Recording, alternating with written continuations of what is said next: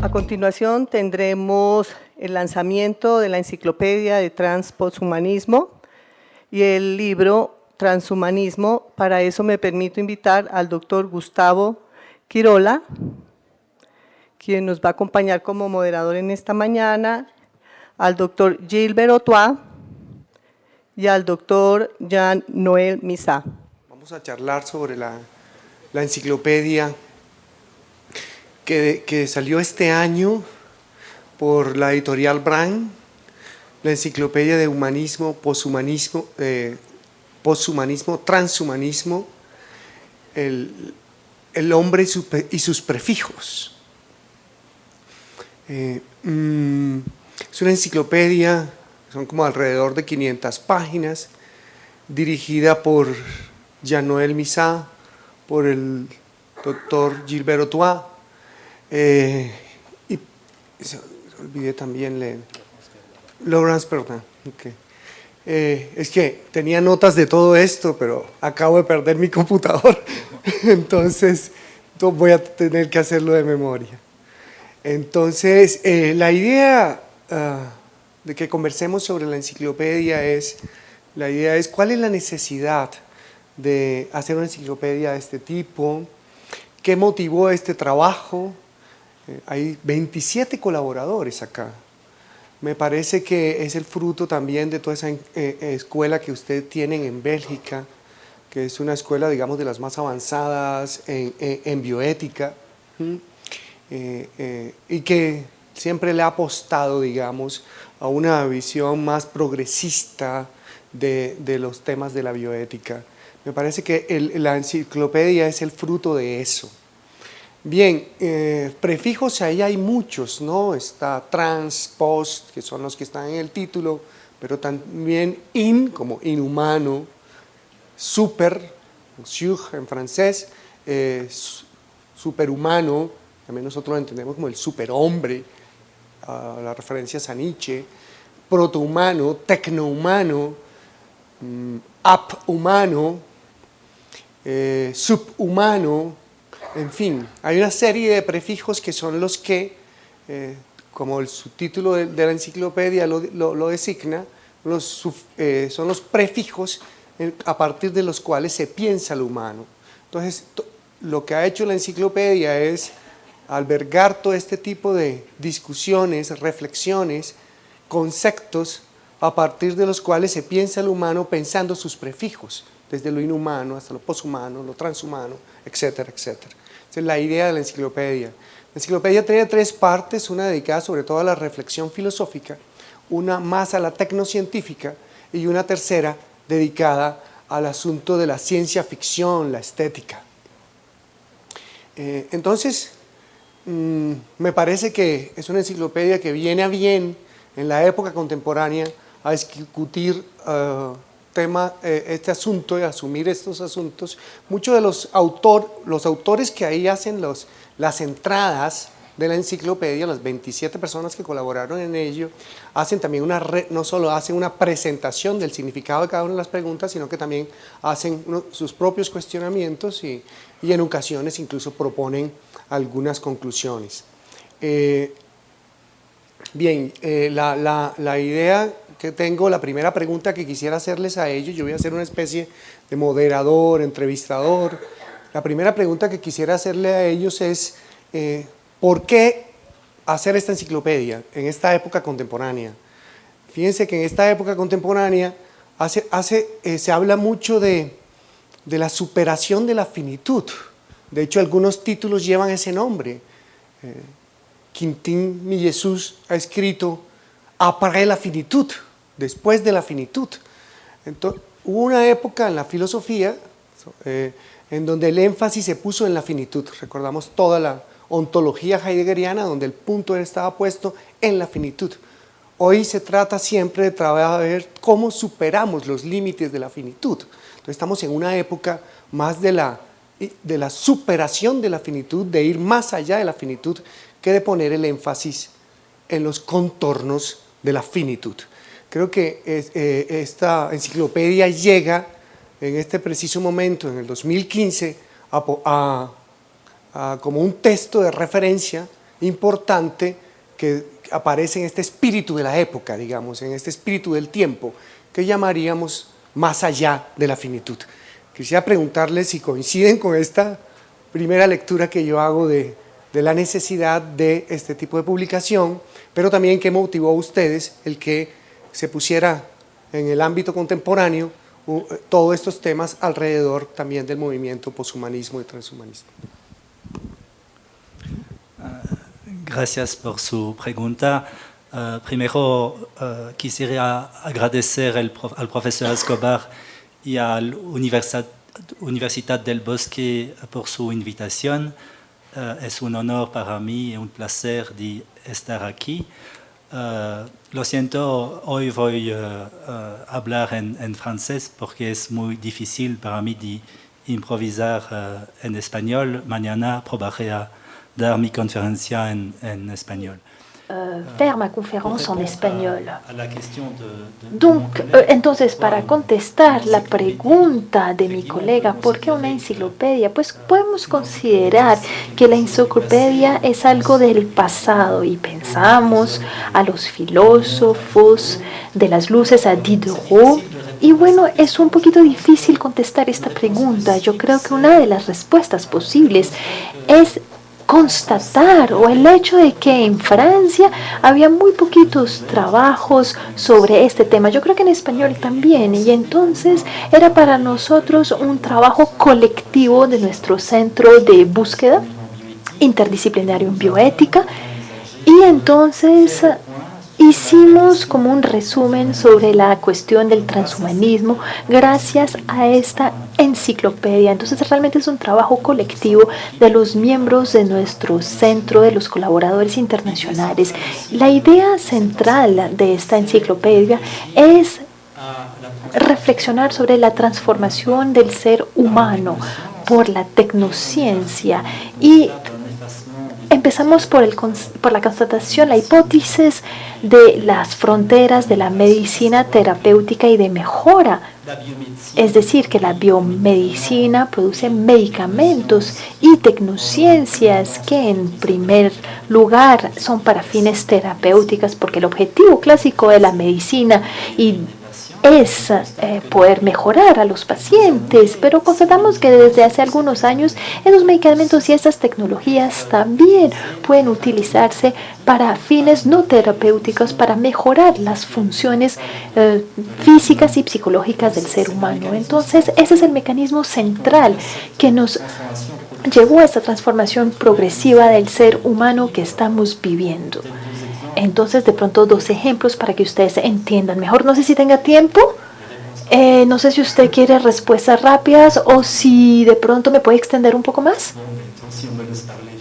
Bueno, pues me dejan hablar, entonces pues voy a hablar. Algunos ejemplos, por ejemplo, de lo que me parece ser el punto central de esta transformación que se está viendo hoy en día es la utilización de estos medicamentos, de esas tecnociencias para fines no terapéuticos. Un ejemplo, en el marco de la farmacología y tecnologías biomédicas. El ejemplo de la Ritalina, una anfetamina que se utiliza para jóvenes adolescentes que tienen problemas de atención, desórdenes de atención e hiperactividad. Se les puede dar esa Ritalina, producto de la biomedicina, para curarlos, pero este mismo producto se puede utilizar para dopaje cognitivo, es decir, que lo podemos utilizar en alguien normal. Eso es lo que se hace con algunos adolescentes, primero en Estados Unidos y ahora en Europa, porque es un problema de salud pública hoy en día.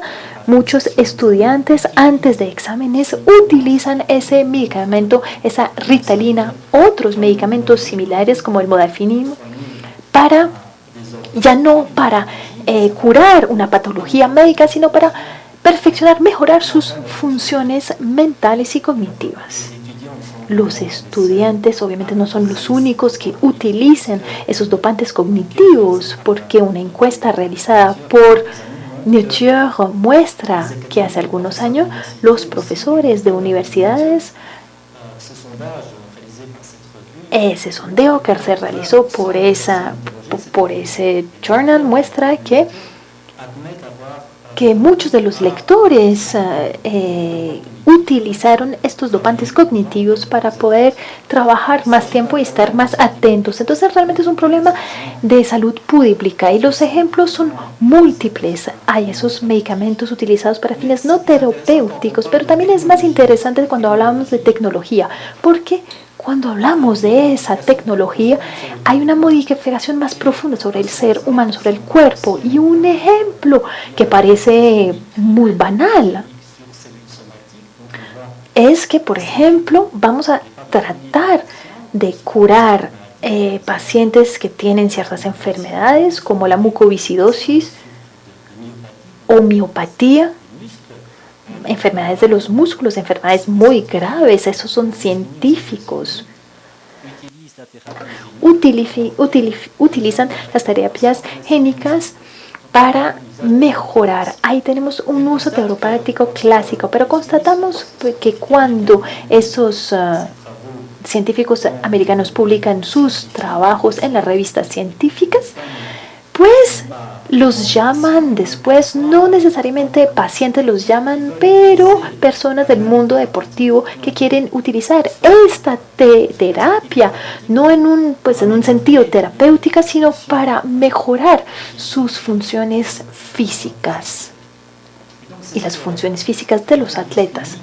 Adilis Uni, que participó en el informe americano del Comité de Bioética, que publicó en los años 2000-2003 un informe sobre esta medicina de aumento, y lo que explica a los miembros de la Comisión Americana de Bioética es que no se podrá impedir el uso para fines no terapéuticas de tecnologías desarrolladas por la biomedicina. Entonces muestra que esa terapia también puede ser utilizada, bien sea no para curar personas con enfermedades musculares, sino también para evitar el envejecimiento muscular normal de personas como usted o yo. Entonces vemos que podemos multiplicar los ejemplos. El profesor Escobar habló de mejorar, perfeccionar la memoria a partir de sustancias farmacológicas, con los trabajos de Rick Kandel, que trabajó mucho sobre la noción, el concepto de neuroplasticidad, que creó su propia empresa y que trató de crear moléculas para mejorar la memoria. Pero también podríamos pensar en tecnologías de terapia sigénicas que podrían modificar en profundidad el ser humano. Todavía no están desarrolladas correctamente, pero hoy en día científicos americanos están trabajando sobre moléculas, y estamos hablando de un ratón transgénico, Jerry, y ese ratón se modificó genéticamente, se modificó los genes que codifican un receptor sináptico NDA, que tiene un papel central en materia de memoria, y por esta modificación genética podemos mejorar la memoria de estas ratas. Entonces obviamente no estamos hablando de seres humanos, pero la investigación sobre animales es la primera etapa. Entonces lo que estamos haciendo hoy en día sobre el ratón o la rata, de pronto lo haremos dentro de 50 años sobre seres humanos, hombres.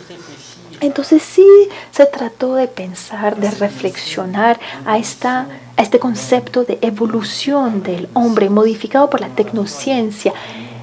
Con estos datos empíricos hay 4 grandes marcos: todo lo que tiene que ver con modificación del embrión, de la selección del género de los niños, modificación de pronto genética de embriones. Esto no es ciencia ficción, porque hace algunos meses un equipo chino pudo modificar esto, modificó un embrión, y con reimplante del embrión dentro del útero. Pero de pronto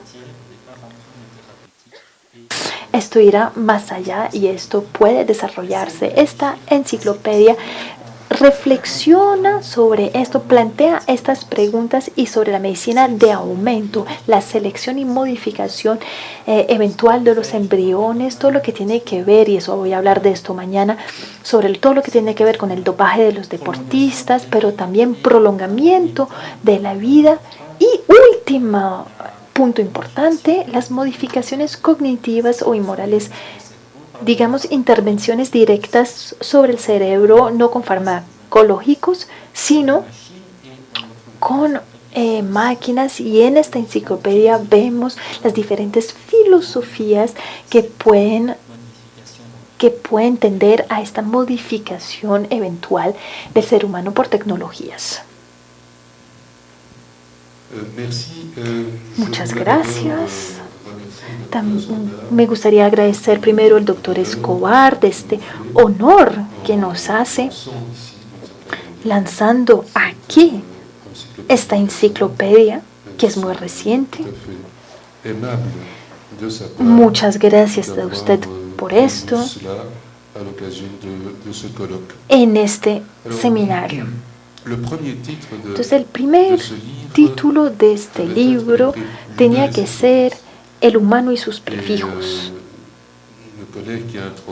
El colega que introdujo, que presentó una pequeña introducción del libro del humano y sus prefijos, muestra que prefijos hay muchos sobre lo que tiene que ver con el hombre o el humano, pero también nos dijimos que pronto era un poquito amplio, entonces lo centramos un poquito sobre trans y posthumano, pero al origen era como una reflexión colectiva sobre qué es el hombre, qué va a hacer del hombre, porque estamos también hablando del prehumano, protohumano. También es una composición con un prefijo. Este proyecto también es un desafío de cierta manera. Nació entre una discusión entre Jean-Noël y yo alrededor de un almuerzo y dijimos, pues, ¿por qué no hacer este proyecto, llevar a cabo este proyecto? Entonces introdujimos este proyecto en el Centro Interdisciplinario de Bruselas, el CRIP. Es una producción o un libro belga, hay algunos extranjeros que participaron, pero digamos que ante todo es producto de nuestro centro. El sujeto trans y posthumano corresponde también a intereses, y eso para mí pues muy antiguos ya, porque yo utilizaba el término abhumano, transhumano, posthumano hace ya unos 40 años, y en esa época esto no estaba de moda. Pero digamos que las preguntas planteadas por esos conceptos ya me interpelaban, me preocupaban. Entonces simplemente me volví a centrar sobre esta problemática, y Jean-Noël se interesa también hace mucho tiempo sobre la medicina de la mejora, de la cual acaba de hablar hace unos momentos. Entonces esto corresponde realmente a nuestros intereses actuales y anteriores propios de cada uno. Por otro lado, transhumanismo, posthumanismo, esos términos pertenecen al horizonte de la reflexión bioética, porque sin decirlo de esta manera, las discusiones bioéticas tienden a hablar de los bioconservadores y de los transhumanistas de otra parte, posthumanistas por otra parte. Entonces una reflexión general y teórica sobre el horizonte filosófico de la bioética, de la bioética en sí. Además es una reflexión general sobre la naturaleza del ser humano. Es un trabajo que nos tomó mucho tiempo, es un trabajo muy reciente, aprendimos muchas cosas, nuestros colaboradores igualmente. Esto es el aspecto positivo, digamos, para nosotros en este trabajo. También le tomó tiempo editarse. Obviamente los editores al principio de pronto no eran tan entusiastas. Nos tocó encontrar un editor clásico, filosófico. Entonces, pues eso implicó cierta lentitud hasta que por fin pudimos editar el libro a principios de este año. La estructura de este libro es bastante amplia. Tenemos 3 grandes partes. La primera, que es más conceptual, es decir, que hablamos de los conceptos, de las nociones, de los términos que encontramos en la literatura transhumanista y posthumanista, la naturaleza humana, abhumana, transhumano, todos son términos patológicos también. Y eso es para la primera parte. Después tenemos una parte más filosófica, ética, con términos, con conceptos filosóficos, éticos. Hablo de éticos, la perspectiva de conjuntos no es necesariamente ética, no es una enciclopedia de la bioética, pero la ética tiene una parte importante y es parte importante del proyecto. La segunda parte tiene que ver con la medicina de la mejora. Joël nos acaba de hablar de esta parte. Y la tercera parte se titula Técnica, Arte y Ficción. Y ahí, en esta parte, hablamos más de toda la temática posthumanista más que transhumanista, y especialmente en ciencia ficción y en la expresión artística con el bioarte, con algunos artistas de performance como Stellark o Orlan en Francia. Entonces hay una parte muy importante, yo diría que la filosofía subyacente es posthumanista y a veces transhumanista. Después de la conferencia que acabo de proponer esta mañana, hago una diferencia, pero digamos que hasta cierto punto la segunda parte de la enciclopedia está más enfocada al transhumanismo y la tercera parte, que habla más de los aspectos estéticos, artísticos, más postmodernos, tiene más que ver con la conceptualidad posthumanista. Y lo que es interesante ver acá es que estamos hablando de un objeto misterioso. Esta enciclopedia, pues creemos que había una acá, pero pues no ha llegado hasta el momento y nosotros no tenemos una con nosotros, pero sí existe, les aseguro que existe, y es un objeto que sin duda será un objeto un poco misterioso. Bueno, creo que él tenía otra pregunta. Tenía otra pregunta que tenía que ver con el asunto de la bioética y de la ética alrededor de este tema y la función que podría desempeñar este libro en términos de bioética, pero parte de eso ya creo que el doctor Otoa no lo ha respondido. Pero quisiera un poco insistir de todas maneras en el punto, y es ¿por qué es importante para la bioética actual el asunto del trans y el poshumanismo? Ya hemos visto que a través de la medicina del mejoramiento, más que de la terapia, entonces esto ya está avanzando, digamos, desde hace años se habla de medicina del mejoramiento, se pone un énfasis y hay un horizonte en la medicina del mejoramiento, y por supuesto otra cosa es los ideales, lo imaginario, el futuro que uno piensa al que puede conducir todo este asunto de la biomedicina y de la medicina del mejoramiento. Entonces, ahí digamos que hay una parte ya real. Usted ha puesto el ejemplo de la Ritalin, de algunas drogas. En la enciclopedia hay un ejemplo muy bueno cuando hablan de la medicina del mejoramiento, que tiene que ver con con los anticonceptivos que usaban las mujeres. Ya eso es una medicina del mejoramiento desde los años 60. Ahí se podía ya empezar a hablar de ese tipo de cosas. Entonces, en la medida de eso que empieza un desarrollo de todo este tipo de cosas, que digamos que ya tiene su tiempo, que ya viene desarrollándose. Tenemos el sildenafil, el Viagra. Nosotros, los estudiantes míos usan perdón, la vigía, cuando necesitan estudiar para dentro de 3 días, están llenos de exámenes, usan vigía, es el nombre que tiene en las farmacias, pues, y aquí más fácil conseguir las drogas sin fórmula médica, entonces consumen vigía. John Harris dice que no solamente es una especie de estimulante, sino que además ayuda a la concentración. Entonces, digamos que estoy de acuerdo, hay un tiempo ya presente que va en esa línea del mejoramiento y que tiene razón, todo este problema de los deportes y todo es el campo de investigación típico en esto.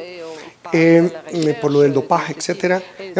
Estamos en un tiempo presente en el que ya existe aquello de lo que estamos hablando. Pero también hay un conjunto de imágenes futuras, todo un trabajo de lo imaginario, de a dónde puede conducir todas estas nuevas tecnologías. Bien, entonces hay mucho también en la enciclopedia y en estos temas de tiempo futuro, de pensar el futuro, y una ideología fundamental en algunos casos de las entradas del poshumanismo y algunos poshumanistas que tienen algún movimiento del movimiento poshumanista que tienen página web y de todo, donde se promueven, donde adquieren recursos, donde hoy lo decía el doctor Otuá, pero también en la enciclopedia, en la entrada del poshumanismo, que es muy buena, dice que la NASA y el Google contribuyen económicamente a este proceso. Entonces estamos hablando de que hay un movimiento científico de mejora, etcétera, hay una ideología hacia el futuro y hay una intervención económica sobre estos temas. O sea, estamos hablando de cosas en donde nos jugamos o donde parte de lo que es el hombre, no solo actual, sino el destino del hombre, tiene que ver con esta discusión. Entonces, dado ese contexto también, yo quisiera saber si las reflexiones filosóficas y bioéticas, ¿cuál es la necesidad de las reflexiones filosóficas y bioéticas en este contexto que involucra financiamiento, dinero, y al mismo tiempo una concepción de lo actual a partir del futuro? Pensar la naturaleza humana en términos eventuales, como pura virtualidad, como lo que es posible y no solo por lo que es. No sé si se entiende la pregunta. ¿Dónde ubicar la pregunta bioética en el tiempo? Es una preocupación presente, pero es una preocupación presente por la eventualidad, por el futuro, por lo que se puede desencadenar hacia el futuro, teniendo en cuenta que esto no es un juego, aquí hay inversión, hay política y hay una cantidad de decisiones que ya se han tomado. Gracias, es una pregunta muy rica y hay muchas cosas, puntos en esta pregunta. Yo creo que en este debate alrededor del transhumanismo y la modificación del ser humano por la tecnología hay una mezcla, como usted lo mencionó, de la realidad científica y la parte fantasma.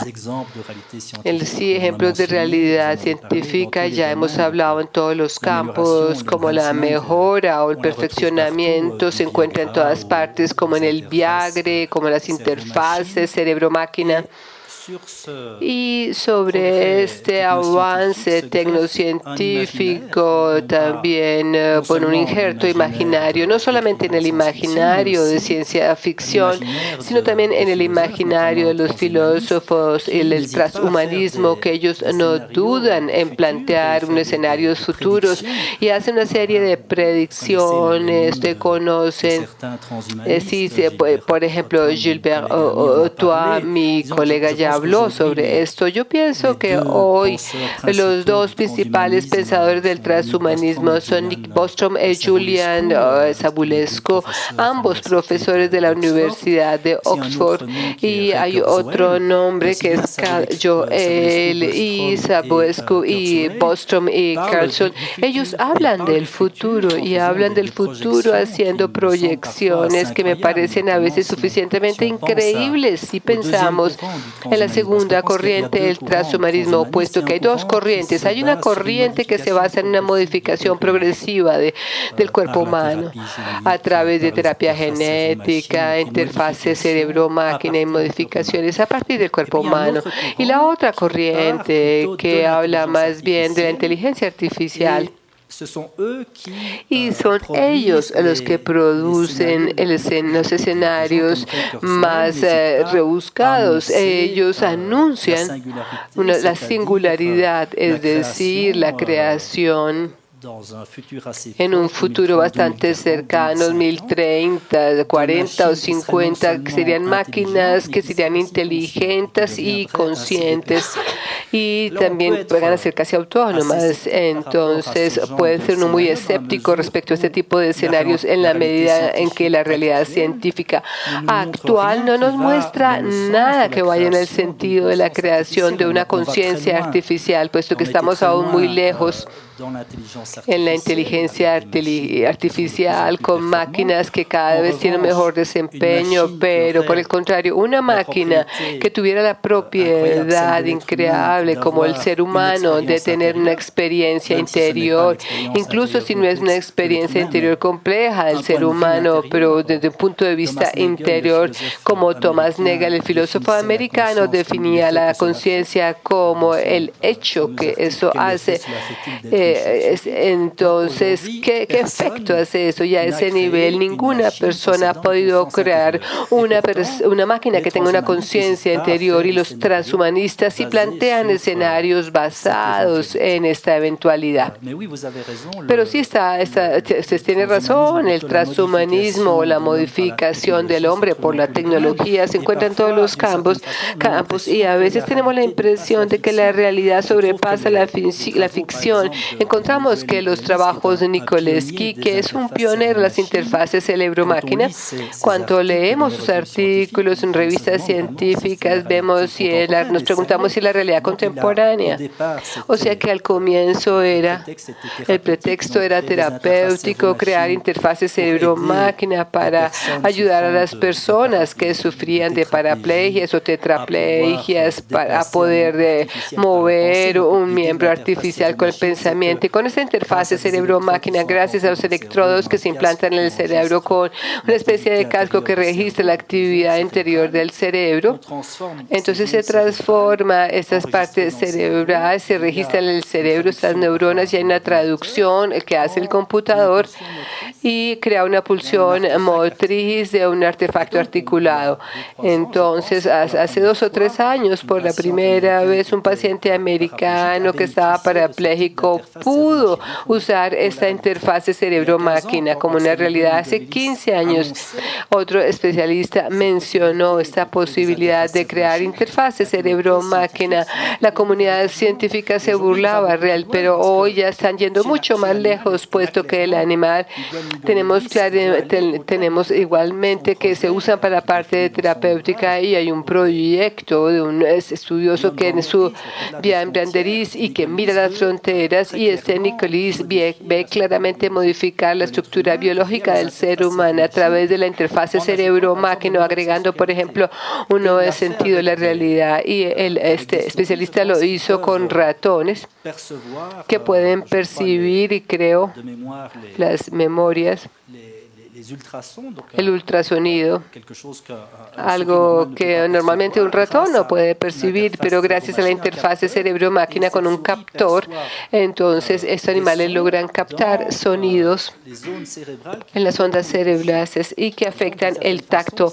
De esta forma, aquí tenemos este ratón ya a través de sensibilidad táctil percibe cosas que normalmente hacen parte de la sensibilidad auditiva. Nicolis va aún más lejos, puesto que crea interfaces con el cerebro y entre la rata. Él es de origen brasilero, ese Nicolás, y trabaja en Brasil, en el Centro de Investigaciones, y una rata que se encuentra en el laboratorio en Brasil y se unió vía internet, interfaces cerebro-máquina, con una rata de los Estados Unidos y se hizo una interfaz entre los dos. Y en el Brasil se pudo hacer una tarea cognitiva clásica apoyado en un pedal, o sea que para alumbrar, y puede pulsarlo y obtiene jugo de naranja. Pero entonces, gracias a esa interfaz entre los dos ratones, se basa en la experiencia de la rata brasilera para poder hacer un poco de realce en su memoria. O sea que hay una interfaz cerebro-cerebro entre los dos ratas, y Nicolis se pueden unir dos ratas, se pueden hacer con 10 o con los cerebros, inclusive con los cerebros humanos, y crear así algo nuevo. Nicolis y con sus computadores, y yo no sé si más adelante habrá una realidad como fantasmagórica en cuanto al transhumanismo, la realidad científica y estos fantasmas están muy relacionadas. Obviamente podríamos hablar de este tema, diferentes ideologías que van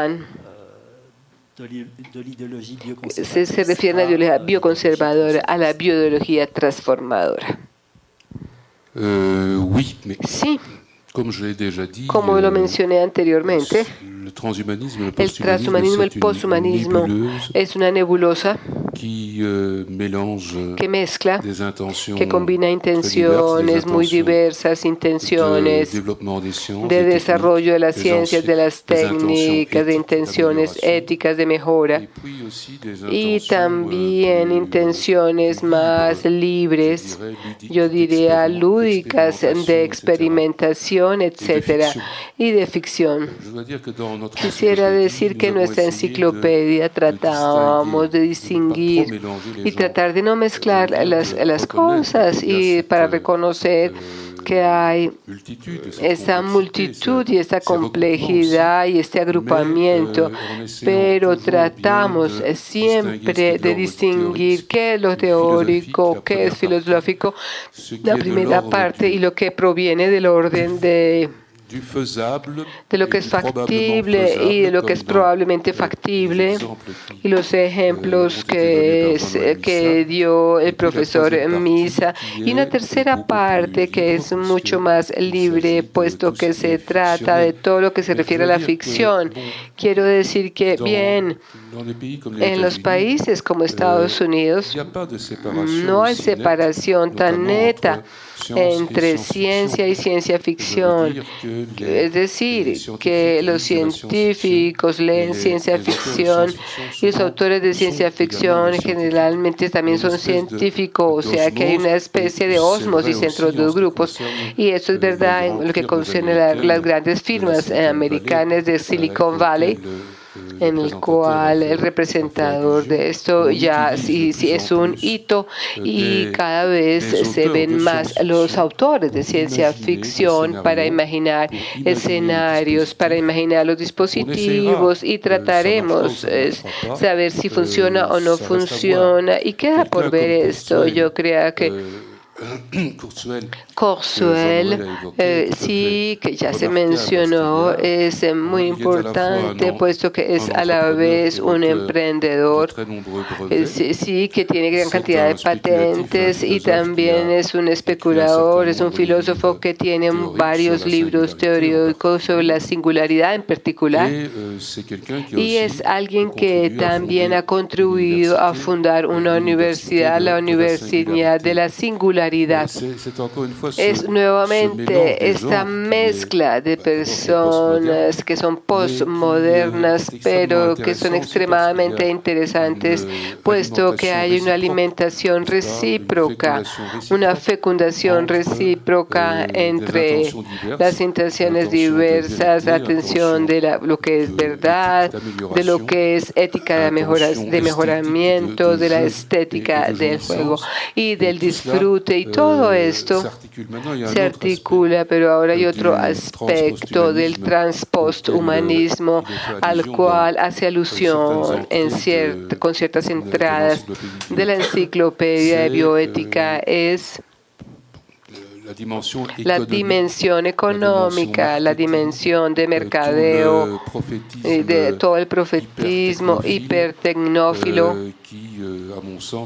que en mi sentido es la parte más interesante del transhumanismo y posthumanismo, puesto que creo que es una tendencia que suscita, planteas cosas filosóficas muy fundamentales, y trataremos de hablar y seguiremos hablando sobre este tema. O sea que es un profetismo y es un fanatismo de la innovación.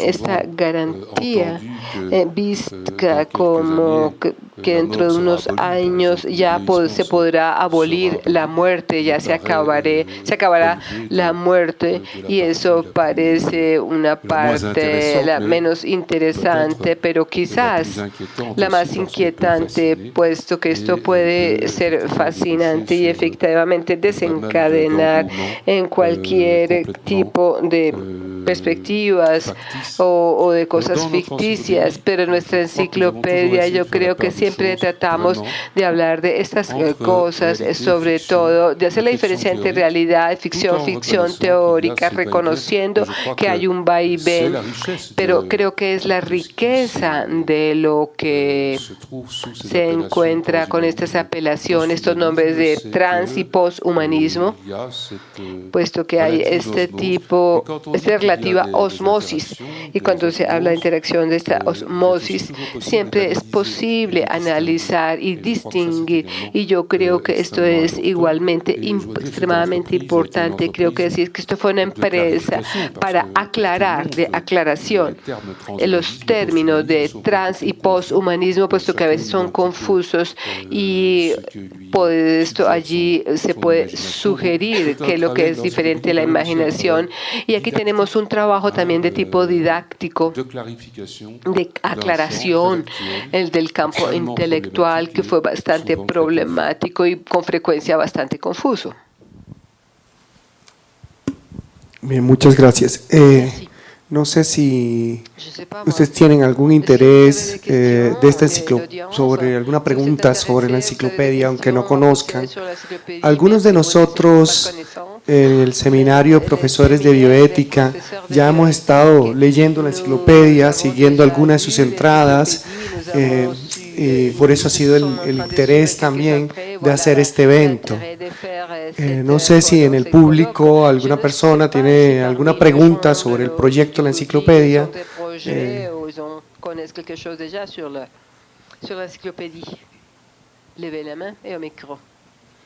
Muy buenos días a los expositores, muy amable por ilustrarnos sobre el tema de bioética, transhumanismo y el posthumanismo.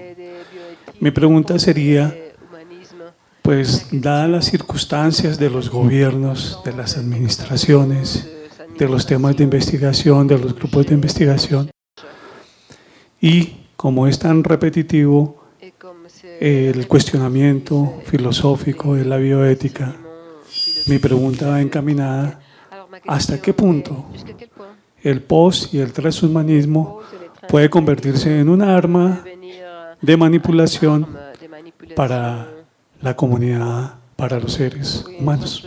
Aunque no tenga no tenga que ver directamente la pregunta con la enciclopedia, digamos así.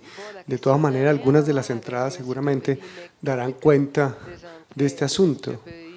No sé si alguno de los dos quisiera responder.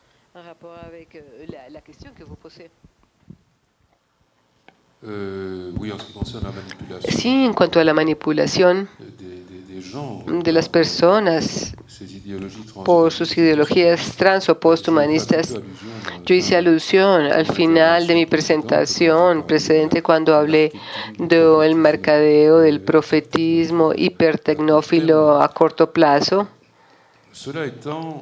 Habiendo dicho esto, el transhumanismo, les recuerdo, quiere promover los valores de la modernidad, quiere promover los valores de la razón.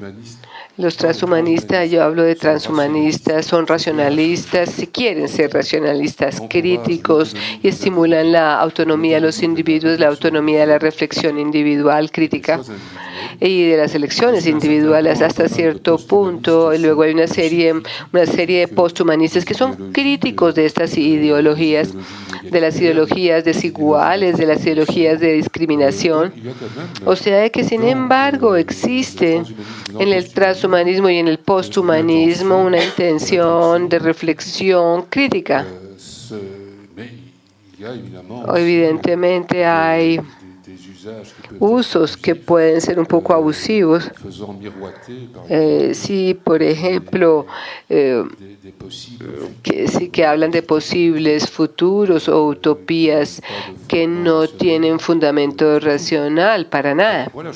Yo no creo que el transhumanismo en sí mismo, el posthumanismo en sí mismos sean manipuladores.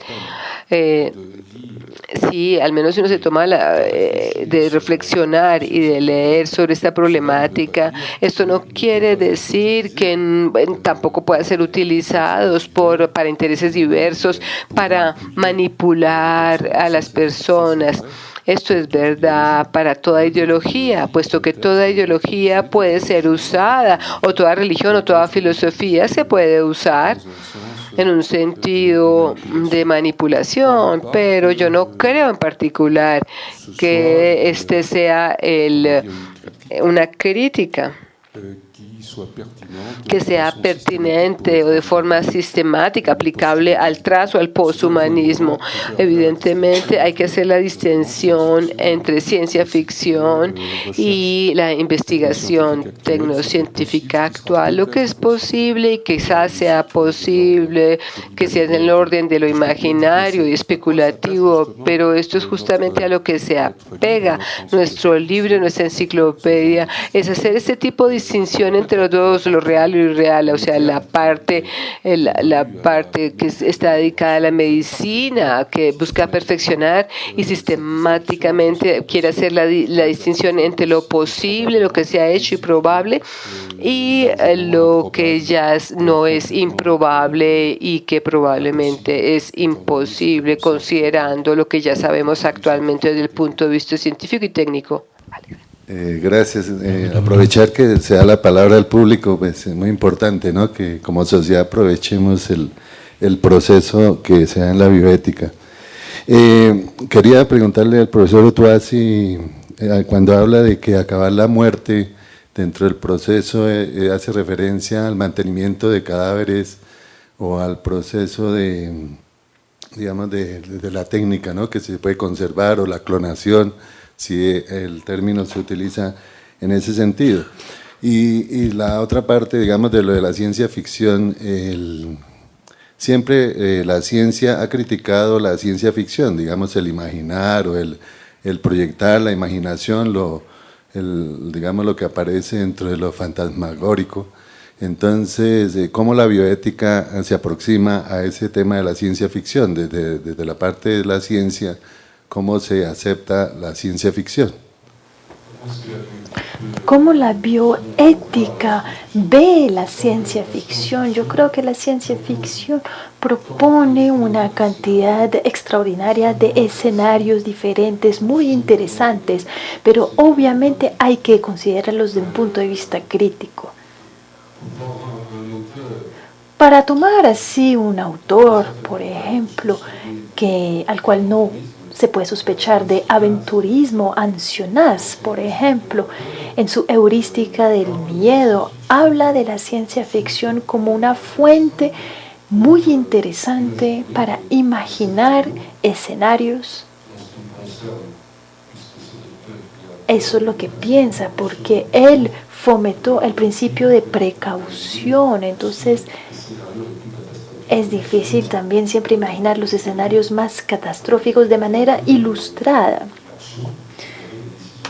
Ilustrar acción, decisión que se haría en el marco de la investigación y su aplicación eventual. Entonces yo creo que la ciencia ficción la podemos leer primero como ciencia ficción y entonces pues ahí podemos tener una sensación de placer en la narración, pero también hay un uso cada vez más efectivo, como ya lo dije, de la ciencia ficción y de autores de la ciencia ficción que alimentan la reflexión crítica especialmente sobre el futuro, qué va a pasar con el hombre de cierta manera.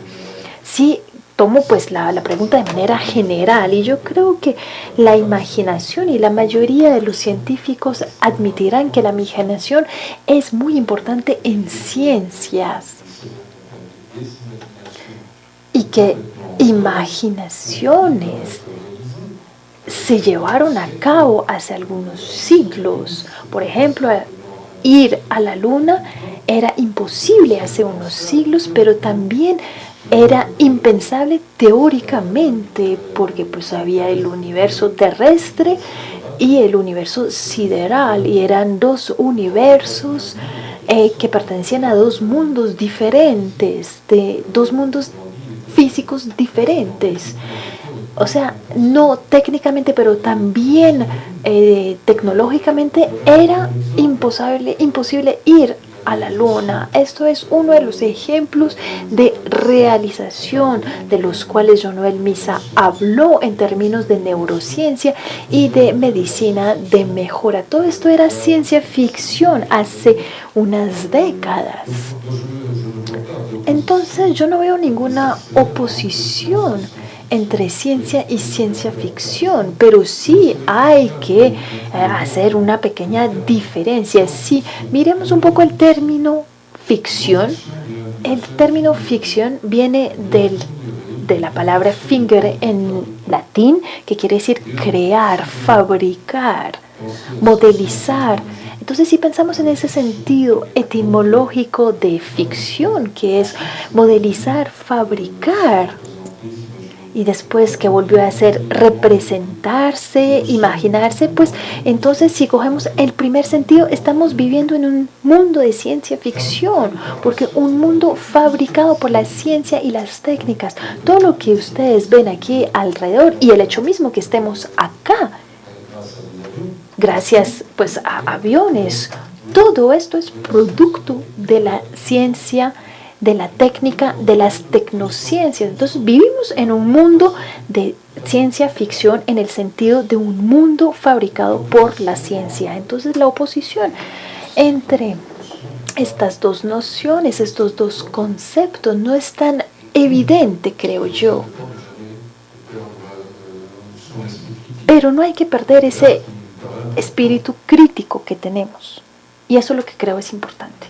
Bueno, cuando hablamos del término enciclopedia, es imposible, digamos, dejar de lado esa connotación política que tiene el término enciclopedia, sobre todo cuando nos referimos a que la enciclopedia siempre está unida, ese concepto de enciclopedia, por ejemplo, en la época de la Revolución Francesa, o sea, fueron los antecedentes de la Revolución Francesa, o sea, el término enciclopedia tiene una connotación de alguna manera política, y entonces yo quisiera saber si en esa enciclopedia en la que ustedes han participado, han abordado el tema del transhumanismo, digamos desde el punto de vista político en temas tan sensibles como por ejemplo el de la solidaridad, el de la igualdad, cuando el mejoramiento, la medicina para el mejoramiento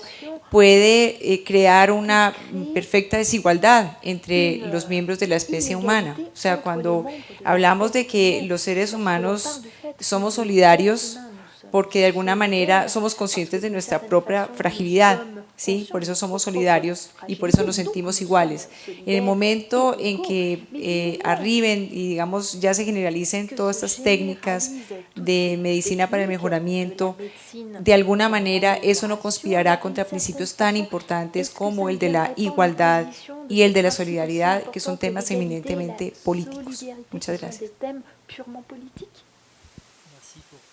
Muchas gracias por esta pregunta. Yo creo que en la creación de esta enciclopedia no había ninguna motivación política. Gilbert Autois habla del pluralismo ético y yo creo que lo respetamos en cierta forma en esta enciclopedia, en la medida en que los diferentes artículos están redactados por diferentes autores que tienen su propia sensibilidad. Y entonces tenemos una gama muy amplia y yo soy más liberal. Entonces yo creo que cada uno tiene que decidir si quiere o no adoptar estas tecnologías de modificación. Sin embargo, hay otros autores en la enciclopedia que son más escépticos al transhumanismo. Entonces yo no creo que tenemos autores realmente transhumanistas en la enciclopedia. Entonces, pues, para contestar también un poco a la pregunta anterior, yo creo que no hay que confundir ideología con lo que es el proceso central de la modificación, es decir, los productos de la tecnociencia en una sociedad liberal. Yo creo que el transhumanismo no hay que tenerle miedo porque desde mi punto de vista no tiene un papel central en esta transformación del ser humano. Al contrario, el corazón es lo que produce la tecnociencia y la utilización de esos productos de la tecnociencia por los ciudadanos libres dentro de una sociedad libre, por lo cual yo creo que Huxley, por ejemplo, es un autor impresionante y en este caso no conviene, desde mi punto de vista, para analizar lo que está pasando hoy en día, para analizar el discurso transhumanista, porque lo que está pasando hoy en día es algo como un eugenesia liberal de la tecnociencia por ciudadanos libres de utilizarla o no. Entonces, yo no creo que al origen de esta enciclopedia hay una motivación política clara. Nosotros siempre defendimos un pluralismo moral en nuestro centro de investigación. Sí, yo creo que Jean-Noël ya dijo lo esencial. Ahora, pues no hay que enfocarse mucho en este título de enciclopedia, pero el título original era El humano y sus prefijos. Y de pronto como subtítulo, enciclopedia del transhumanismo, el editor fue el que quiso poner de relieve la palabra enciclopedia, que es pues un poco interesante, pero yo creo que en principio es una enciclopedia muy humilde y no tiene comparación con la enciclopedia del siglo de las luces. Eso sería un poquito excesivo. En ese tiempo la enciclopedia sí era un proyecto político que transmitía valores de educación, de ilustración para las personas. Y hasta cierto punto, pues es nuestro objetivo en esta enciclopedia, es aclarar una serie de problemas. Y en las palabras post y transhumanismo sí se abordan, si se plantean los riesgos políticos y sociales que están asociados a estas ideas de mejora, claramente, perfeccionamiento. Yo no digo que aquí se encuentran las preguntas, porque es una respuesta, porque es una pregunta muy compleja, a la cual no se puede responder de manera rápida y fácil, pero esto no es un libro con vocación política, más bien didáctica, de introducción y aclaración. Y yo creo que ese es el papel Eso es, pues para mí, yo creo que el papel de la universidad, de los investigadores, de los profesores, es de aclarar una serie de problemáticas. Además, bueno, en ciertas veces difícil de acceso, un poco confusas. Entonces, pues sí, tratamos también un poco de demistificar esos conceptos de trans y posthumanismo, que son términos llenos de connotaciones, de todo tipo de connotaciones, y a veces muy ficcionales. Bueno, esperemos algún día tener la traducción de esta enciclopedia, porque quienes ya la hemos revisado sabemos que tiene muy buena centrada, tiene todo eso que dice el doctor Otuá, es un proyecto didáctico, es un buen mapa, les cuento. Uno no solo aclara términos, sino que le dice dónde buscarlos, muestra también como los términos a veces se sobreponen, hay algunos conceptos borrosos, dice quién dice tal cosa sobre esto, quién dice tal cosa sobre otro. Es un buen mapa de las fuentes en las que hoy se habla de muchos de estos prefijos y conceptos sobre lo que hemos hablado alrededor del poshumanismo y transhumanismo, y esperemos que en un futuro estas 500 páginas salgan vean su luz en español, en nuestra lengua.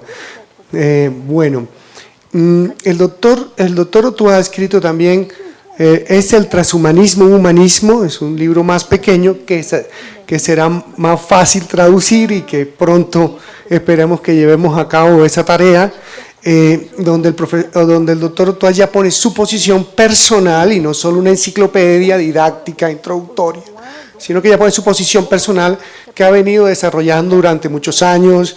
Incluso una de las revistas de acá se publicó un artículo de él sobre el tema del humanismo y el poshumanismo. Todo esto, y hoy vimos también el doctor Otuá lo que ha hecho durante los años es ir desarrollando este tema cada vez más. Hoy lo hace con Andy Clark, nuevos autores, en fin, y siempre saca su conclusión y sus posiciones personales sobre eso.